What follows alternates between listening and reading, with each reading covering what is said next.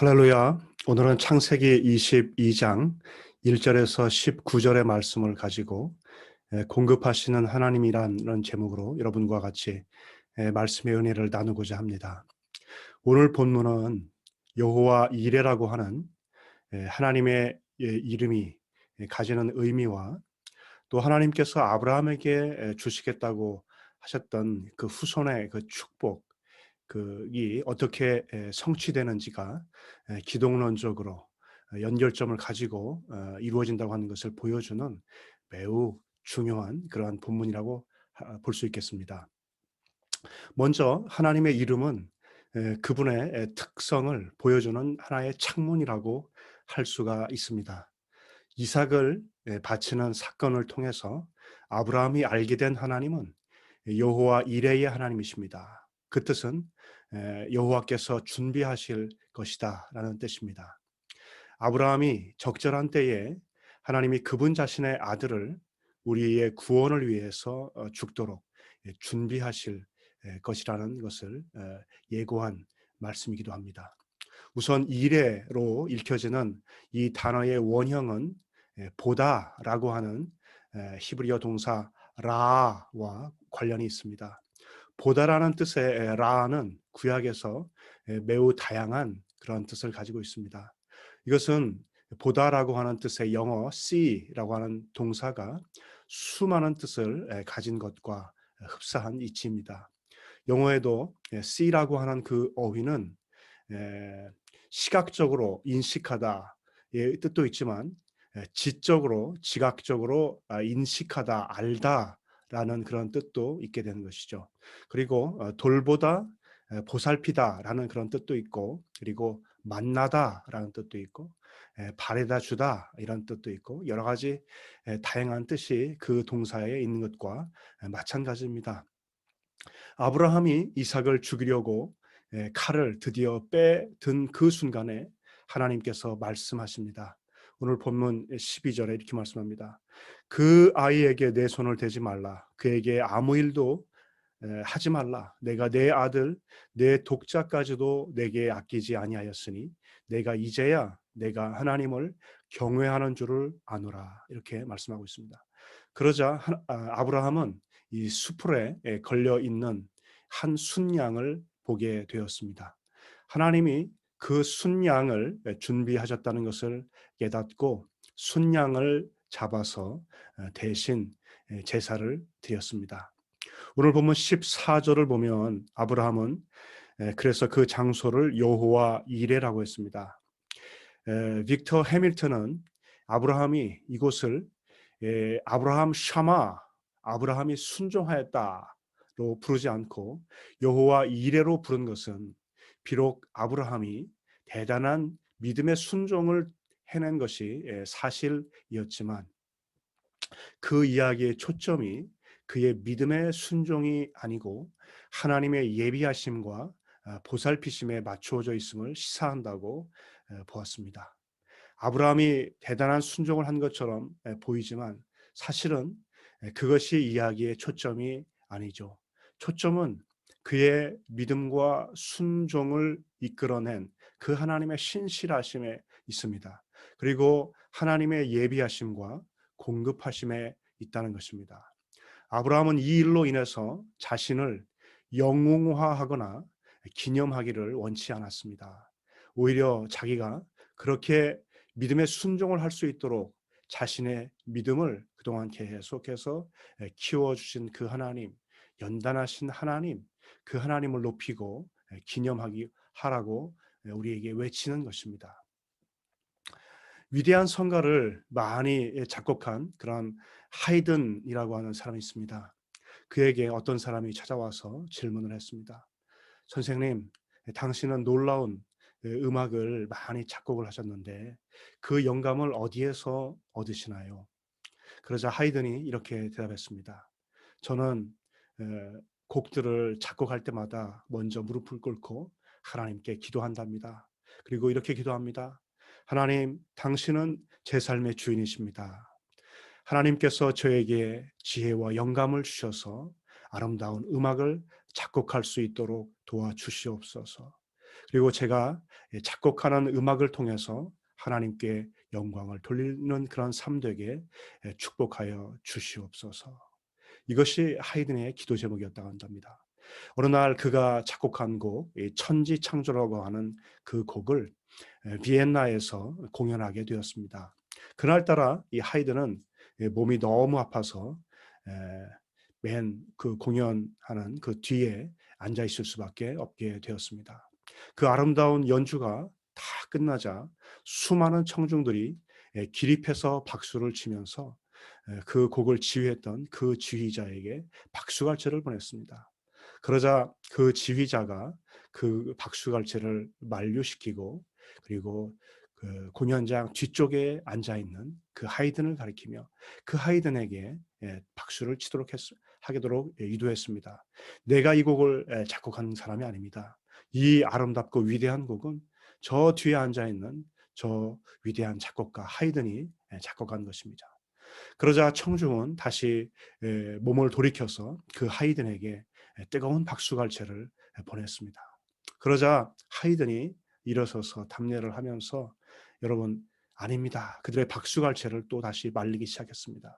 그리고 하늘을 향해서 바라보면서 하나님께서 나에게 영감을 주셔서 이 곡을 작곡할 수가 있었습니다. 이 곡은 하늘로부터 내려왔습니다. 여러분, 하나님께 영광의 박수를 돌려보내십시다. 이렇게 했습니다. 그래서 여러분, 이 청중들, 관객들 모두 그 아름다운 그 웅장한 곡을 주신 그 하나님께 영광의 박수갈채를 돌려보냈던 것이죠. 여러분, 오직 모든 것이 하나님께로부터 오는 것입니다. 바로 이러한 의미에서 이 아브라함이 그 땅을 여호와 일에 하나님께서 공급하시는 그 놀라운 하나님께만 영광을 돌린다고 하는 것은 우리의 삶의 본분이고 우리의 삶의 아름다운 모습이라고 할 수 있겠습니다. 그런데 14절에서 우리가 주목할 것은 그 이름의 시제가 과거가 아닌 미래형이라고 하는 사실입니다. 다시 말해서 준비하셨다, 과거가 아니고 준비하실 것이다 라고 해석해야 한다는 것이죠. 따라서 이것은 아브라함이 단순히 자신이 모리아산 경험을 생각해서 그렇게 말하는 것이 아니고, 그분의 정해진 때에 인생의 죄에 대한 큰 문제에 대해서 해결하시고 그것을 위해서 준비해 주시는 그 하나님을 믿었음을 우리에게 나타내 보여주는 것입니다. 하나님은 메시아를 준비하실 것입니다. 그래서 아브라함이 그 이름을 붙인 대로 후대 사람들은 이렇게 말했습니다. 여호와의 산에서 준비되리라.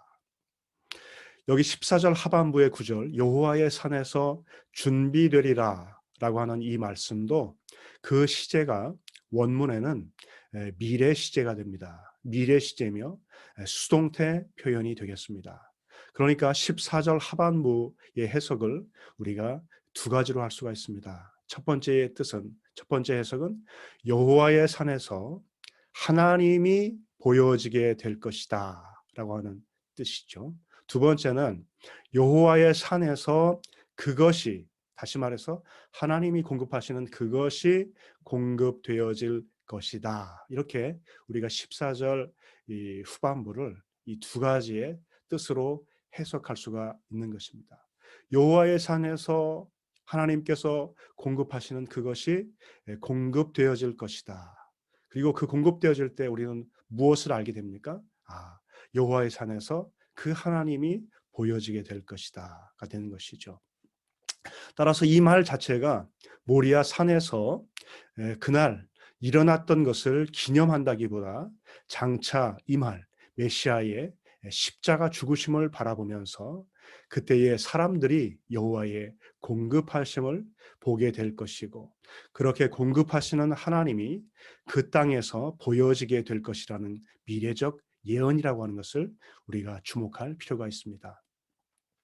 그 사건을 통해서 하나님은 자신을 말로서만 계시하시는 분이 아니라 어린 양 대신 메시아를 공급하시는 행위를 통해서 자신을 드러내고 계시하는 하나님인 것을 우리가 알게 되는 것이죠. 하나님께서 그분의 아들을 우리를 위해서 주신 장소, 바로 거기 그곳이 어디입니까? 예루살렘 골고다 언덕 아닙니까? 예루살렘 성전에서 서쪽 편에 있는 그 골고다 언덕, 바로 그것이 아브라함이 이삭을 바쳤던 그 산이라고 하는 것입니다. 여러분 역대하 3장 1절을 한번 보십시오. 이렇게 말씀하고 있습니다. 솔로몬이 예루살렘 모리아 산에 여호와의 전 건축하기를 시작하니 그곳은 전에 여호와께서 그의 아버지 다윗에게 나타나신 곳이요 여부스 사람 오르난의 타작 마당에 다윗이 정한 곳이라. 여러분 여기에서 예루살렘과 모리아 산을 동일시하고 있는 것을 볼 수가 있습니다. 아브라함의 때에는 그 산에 성전이 예루살렘 성전이 없었습니다. 그곳은 황량한 불모지였을 것입니다. 그러나 이곳이 하나님께서 그분께 예배하고 제사를 드리는 성전을 건설하시기로 작정하신 장소였습니다. 그리고 그곳에서 자신의 아들 예수 그리스도가 죽도록 지정하신 그런 장소였다고 하는 것이죠. 그래서 하나님께서 아브라함으로 하여금 그가 지내던 브엘세바에서 하나님께 아들 이삭을 번제로 드리라고 말씀하지 않고 모리아 산까지 가서 드리라고 하셨지 않습니까? 이 모리아 산, 다시 말해서 예루살렘 그 지역은 브엘세바로부터 거의 한 110km 정도 이렇게 떨어진 북쪽의 지역이죠. 바로 그곳까지 모리아 산까지 가서 이삭을 드리도록 이 3일 길을 가도록 했던 그 이유가 바로 여기에 있는 것입니다. 여러분 가는 그 3일간의 여정 자체가 이 아브라함에게는 예배의 연속이죠. 이미 아브라함은 그 3일 길을 가는 그 길에서 이삭을 하나님께 마음으로 드렸던 것을 우리는 알게 됩니다. 이삭이 도착하자 모리아산에서 아버지에게 질문했습니다. 아버지, 번제할 어린 양은 어디에 있습니까? 여러분 이것은 인류가 구약 역사의 온 시대를 통해서 메시아의 때에 이르기까지 되풀이해서 묻게 되는 질문이 바로 이것이 아닙니까? 번제할 어린 양은 어디에 있습니까? 희생 제사를 통해서 희생되어지는 동물은 그 원래 그림자죠. 그것이 참 어린 양이 되지는 못하죠.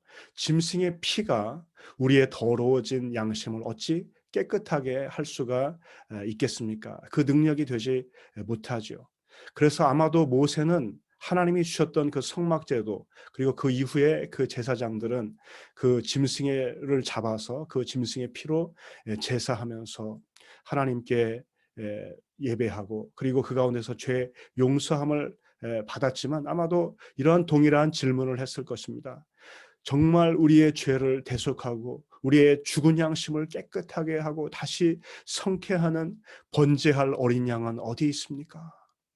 그러나 아브라함이 그 대답을 이미 대답해 주었던 것입니다. 번제할 어린 양은 하나님이 자기를 위하여 친히 준비하시리라. 다윗은 위대한 왕이었습니다. 하나님의 마음에 합한 사람이었습니다. 그러나 그도 죄인이었습니다. 그 역시 물었을 것입니다. 번제할 어린 양은 어디에 있습니까? 그도 대답이 필요했을 것입니다.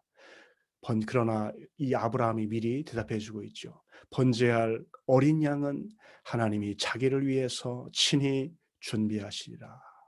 예수님께서 이 세상에 오셨을 때 그리고 공생애를 시작하셨을 때 세례 요한이 예수님을 바라보면서 뭐라고 말씀했습니까? 보라, 세상 죄를 지고 가는 하나님의 어린 양이로다. 이렇게 말씀하지 않습니까? 여러분 이 질문, 번제할 어린 양은 어디 있습니까? 라고 하는 이 질문은 모든 인류가 묻게 되는 질문입니다. 종려주일이 되어서 예수님께서 예루살렘에 입성하셨을 때 그날은 유월절을 며칠 앞둔 날이었습니다.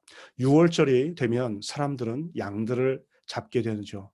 그동안 그 예루살렘 안에 보이지 않던 많은 양들이 제사를 위해서 예루살렘으로 운반됩니다. 그리고 거기에서 3일 정도 대기하였다가 희생 제물이 되는 것이죠. 이것은 출애굽기 12장 3절 그리고 6절에서 하신 그 말씀을 따른 것입니다. 출애굽기 12장 3절 6절은 이렇게 말씀합니다. 너희는 이스라엘 온 회중에게 말하여 이르라. 이달 열흘에 너희 각자가 어린 양을 잡을지니 각 가족대로 그 식구를 위하여 어린 양을 취하되 이달 열 나흔 날까지 간직하였다가 해질 때에 이스라엘 회중이 그 양을 잡고 이렇게 말씀하고 있습니다.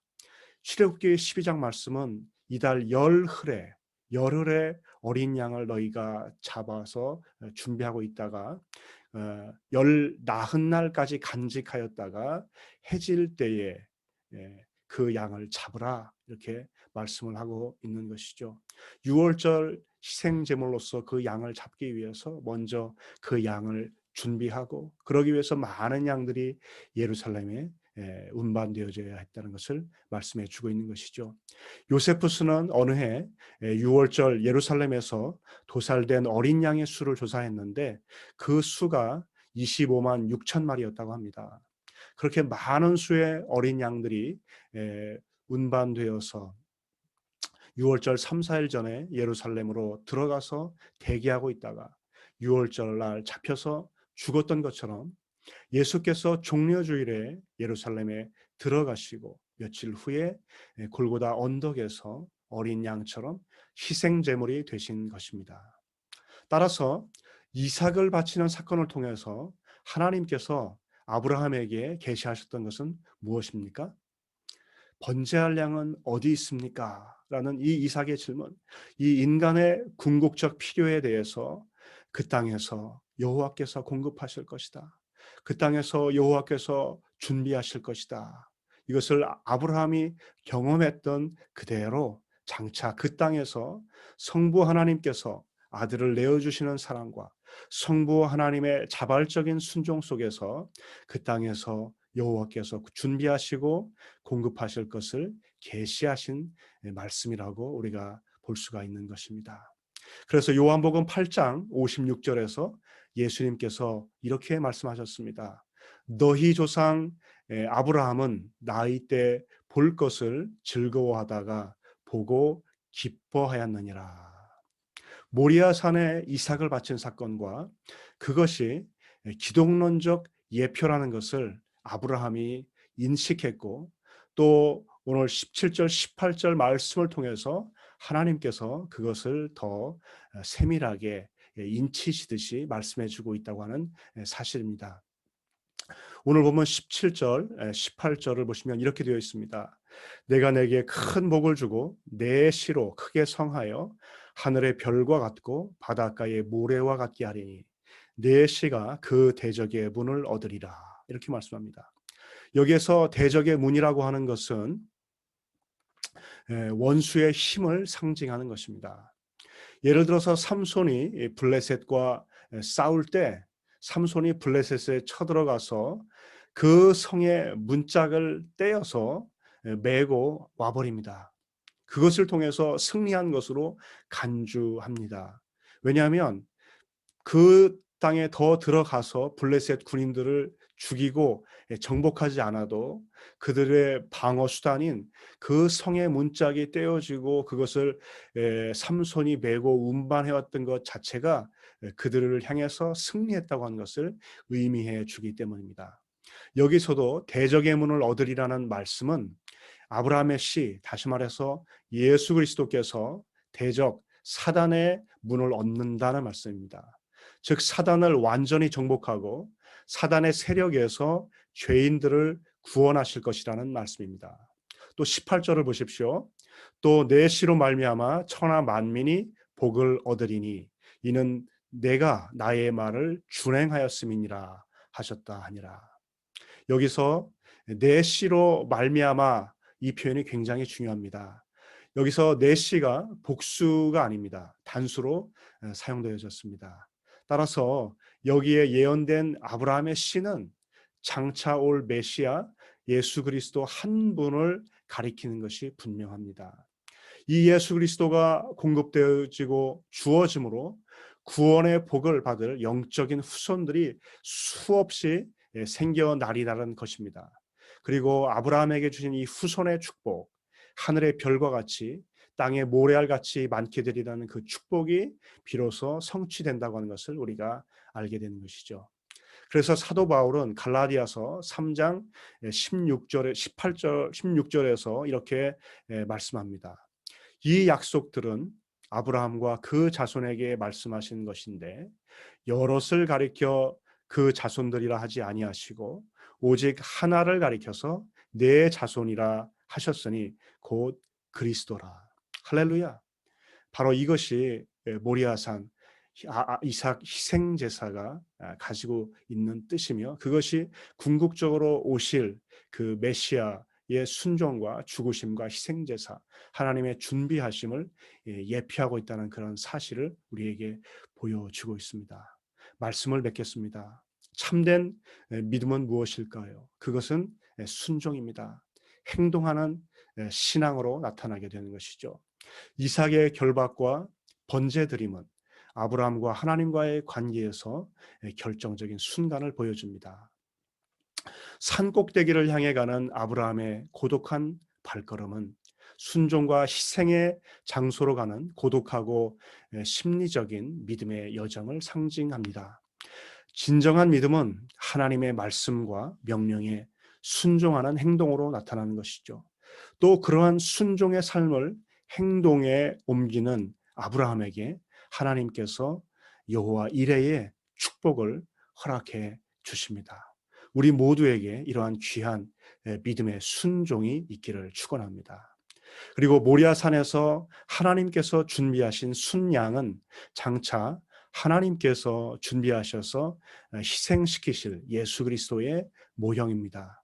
또한 아브라함과 이삭의 순종은 고난받는 종이신 하나님의 아들의 모형입니다. 이삭처럼 그리스도께서는 도살자에게 끌려가는 어린 양처럼 그의 입을 열지 않으셨습니다.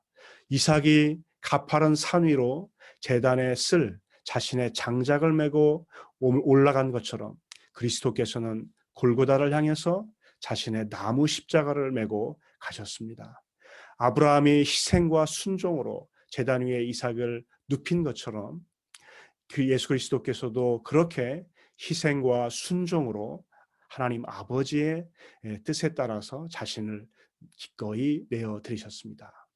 아브라함이 독자 이삭을 아끼지 않고 드렸던 것처럼 성부 하나님께서도 성자 그리스도를 아끼지 않으시고 우리를 위해서 내어 주셨습니다. 상징적인 의미로 아브라함은 이삭을 죽음으로부터 되찾죠. 이것은 십자가의 죽음으로부터 다시 사실 그리스도의 부활에 대한 그런 모형이 되기도 합니다. 사랑하는 형제 자매 여러분, 하나님은 우리를 위해서 가장 선한 것으로, 가장 좋은 것으로, 최선의 것으로 예비하시는 분이십니다. 우리 인류의 가장 시급한 필요, 우리 인류의 죄 문제를 위해서 구원의 길을 여셨습니다. 그것을 위해서 가장 귀한 당신의 사랑하는 아들 예수 그리스도를 준비하시고 예비하시고 때가 됨에 보내신 분이 바로 하나님이 아닙니까? 그래서 사도 바울은 로마 감옥에서도 염려하지 않을 수가 있었습니다. 그리고 이렇게 말합니다. 나의 하나님이 그리스도 예수 안에서 영광 가운데 그 풍성한 대로 너희 모든 쓸 것을 채우시리라. 이렇게 빌립보 교인들을 향해서 고백할 수가 있었던 것이죠. 하나님께서 그들을 위해서 준비하실 것이다. 이것이 사도 바울이 동일하게 고백하고 있는 그런 말씀이며 신앙의 고백이 되는 것입니다. 예수님을 보내셔서 죽게 하시고 구원이라는 우리의 큰 필요를 하나님께서 준비하셨던 것처럼 오늘 이 시대를 살아가고 있는 저와 여러분의 모든 고민과 그 필요에 또 우리의 매일의 삶의 필요를 하나님께서 보시고 아시고 공급하시고 예비하시는 그러한 좋으신 하나님이신 줄로 믿습니다. 여러분, 이 하나님을 믿으십니까? 이 하나님의 일하심, 공급하심을 믿고 알므로 저와 여러분이 염려하지 않으며 모든 일에 기도와 간구로 우리의 구할 것을 감사함으로 하나님께 아뢰시기를 주님의 이름으로 축원합니다. 그리고 모든 지각에 뛰어난 하나님의 평강이 저와 여러분의 마음과 생각을 지키실 것입니다. 여호와 이레의 하나님을 기억하시면서 오늘도 저와 여러분이 하나님을 기뻐하고 하나님께 영광을 돌려드리는 그러한 귀한 인생 되시기를 주님의 이름으로 축원합니다. 같이 기도하시겠습니다. 하나님 감사합니다. 번제할 어린 양은 어디 있나이까? 하나님, 인류의 궁극적인 필요, 인류의 궁극적인 죄 문제, 하나님께 나아가지 못하고 하나님의 영광에 이르지 못하는 우리 인류의 문제, 그로 인해서 우리에게 고통이 찾아오고 죄가 찾아오고 질병이 찾아오고 사망이 찾아오고 엉겅퀴와 가시가 나서 우리가 땀을 흘려야 노동을 해야 우리가 먹고 살 수 있는 이 인생의 굴레 속에서 우리가 살고 있지만, 하나님, 우리의 인생의 마음속에는 하나님께서 만드셨기 때문에 하나님이 아니고서는 채워지지 않는 그러한 우리의 빈 공간이 있습니다. 또한 우리가 하나님께 용납되어지지 않고서는 우리의 인간의 실존이 만족되어질 수 없는 그러한 존재임을 고백합니다. 번제할 어린 양은 어디에 있습니까? 번제할 어린 양은 어디에 있습니까? 이러한 인류의 실존, 인류의 문제 앞에서 하나님께서 준비하실 것이다. 하나님께서 때가 되어서 예수 그리스도를 예비하시고 당신의 사랑하는 독자 예수 그리스도를 우리를 위해서 내어주심을 통해서 우리를 위해서 구원의 길을 여신 그 하나님을 찬양합니다. 우리를 위해서 당신의 사랑하는 아들 독자까지도 내어주시기까지 아끼지 아니하신 그 하나님께서 오늘 이 시대를 살아가는 우리의 모든 크고 작은 필요와 요청에도 응답하시며, 하나님, 우리의 일용할 양식을 염려하지 않고 오늘도 우리가 주님께 구하고 맡길 때에 하나님께서 우리를 공급하시는 것을 주여 믿습니다. 아무것도 염려하지 말고 오직 모든 일에 기도와 간구로 너희 구할 것을 감사함으로 하나님께 아뢰라. 그리하면 모든 지각에 뛰어난 하나님의 평강이 그리스도 예수 안에서 너희의 마음과 생각을 지키리라 하신 말씀을 따라 오늘도 우리가 하나님을 신뢰하며 주님께 우리의 모든 염려를 내어 맡기며 주님께 감사하며 구할 때 우리의 인생 속에 놀랍도록 우리의 필요를 공급하시며 우리보다 인생에 앞서서 가서서 우리의 삶을 인도하시는 그 좋으신 하나님을 우리의 삶 속에서 날마다 경험할 수 있도록 도와주시옵소서. 코로나19의 어려움 속에서 또한 아버지 하나님, 여러 가지 사업체들이 위축되고 또한 경제가 불황이며 또 이 속에서 취업과 또 여러 가지 많은 문제들이 산적해 있는 가운데에서도 오직 하나님을 의지하며 하나님을 신뢰하며 주님만 바라보고 나가는 당신의 종들을 오늘도 기억하여 주시고 공급하시는 놀라운 하나님의 역사를 삶 속에서 체험하는 놀라운 은혜가 넘치도록 우리 하나님 함께하여 주시옵소서. 감사합니다. 예수님의 이름으로 기도합니다. 아멘. 감사합니다. 오늘도 귀한 하나님의 말씀의 은혜를 여러분과 나눌 수 있어서 축복이고 감사가 됩니다. 이 한 주간도 하나님과 동행하시며 놀라운 하나님의 공급하신 은혜를 체험하시는 여러분들이 되시기를 주님의 이름으로 축원합니다.